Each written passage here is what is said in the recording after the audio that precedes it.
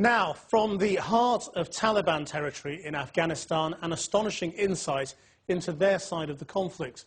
Such are the risks, it's been all but impossible for Western journalists to film with the insurgents, rarer still to be allowed genuine access to their daily lives. But the Norwegian filmmaker Paul Refsdal has managed to spend time with Taliban fighters in the mountainous Kunar province and was briefly kidnapped along the way. With the odd exception, most of the fighters were prepared to be filmed. Alex Thompson tells the remarkable story, and be warned, there's strong language in his report. It is the point of no return. Eastern Afghanistan. Paul Refsdal is picked up by insurgent fighters as planned. There is no greeting, no smiles. Almost all of them wear masks.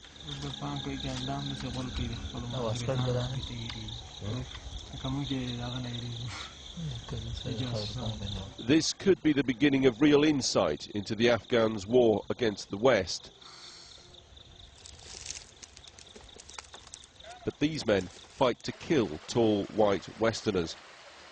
He could just as easily be kidnapped or killed as a suspected spy.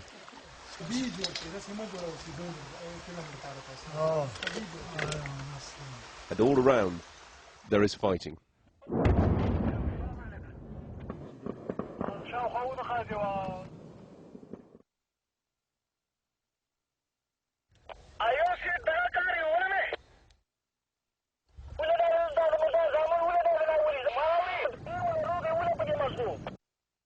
I think you're wrong now. You must be there. More. Day 2, and Paul Refsdal feels he can ease up a little. You can, if you have problems keeping still, you can hold your breath. The fighters are visibly relaxed. The masks have mostly gone, and they're joking.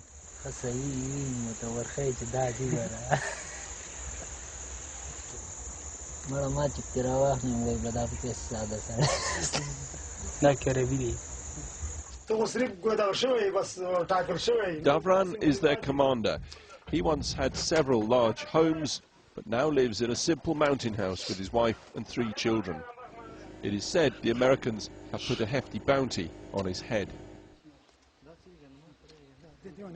But this Westerner is allowed to film as Davran addresses his men.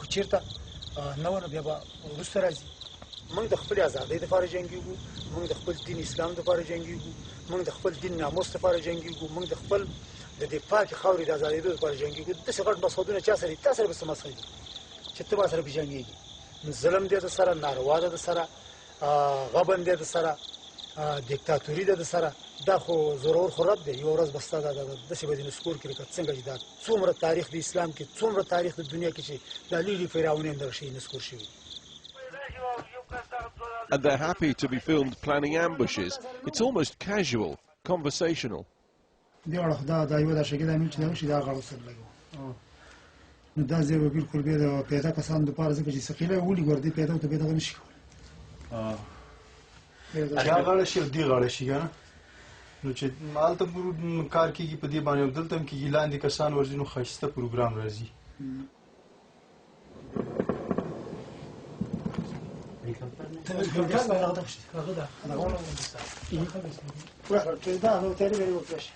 And they do.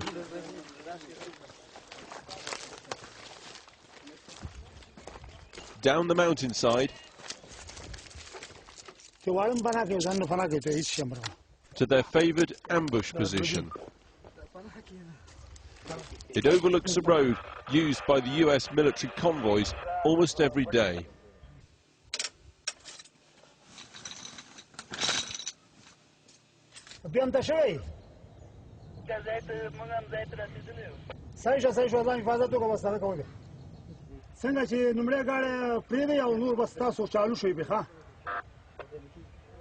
فوجي عياري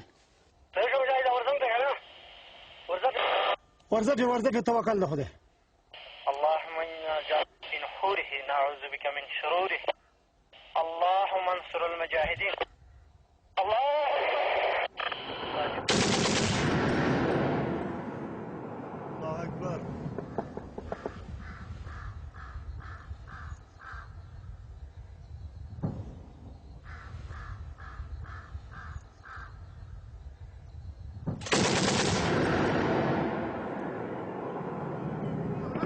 أكبر الله أكبر نصرت دوي او ته لک شان خپل ځای تغییر کوي ټول کم ځای نه دفاعیان نمور نو ټول ځای نه تغییر کوي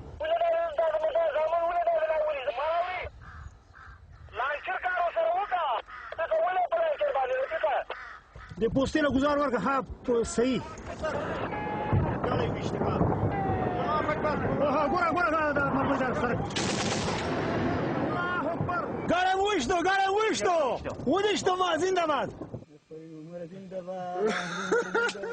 The same tactics as when they fought the Russians, in some cases the same commanders, but they lack heavy weapons and ammunition. So for Commander Davran, there's plenty of time to be with the children.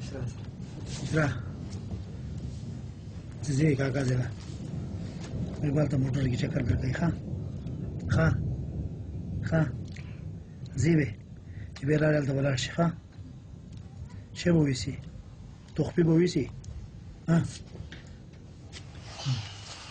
متى هذا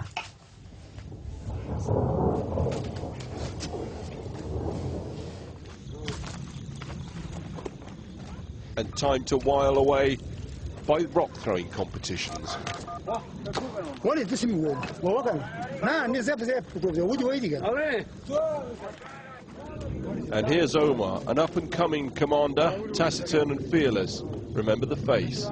More about him later on.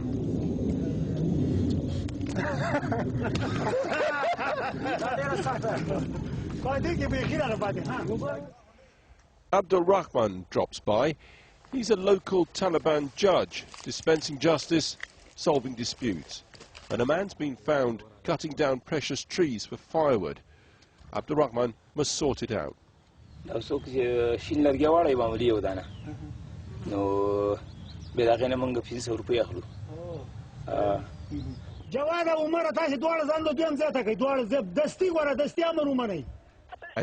it will be another day, another ambush. It's almost routine.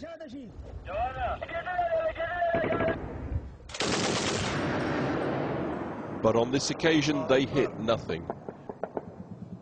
These fighters said they fear only one thing: the US transport planes adapted for strafing the hillsides. One night they're woken from their sleep and such a plane is in the area. They must move for cover now.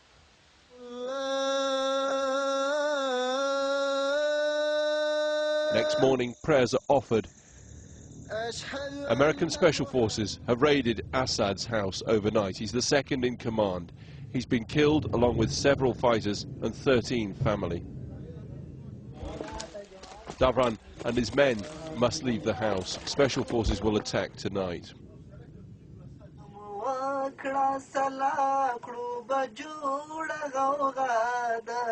A farewell song of war, and these fighters will walk out of here to regroup and fight another day, another place, and Paul must leave for Kabul.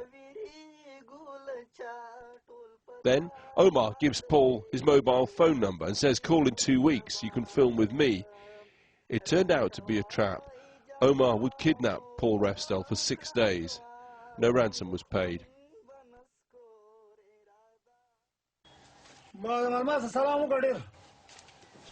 As for Commander Davran, Special Forces ambushed his house. He survived. 2 of his 3 children were killed.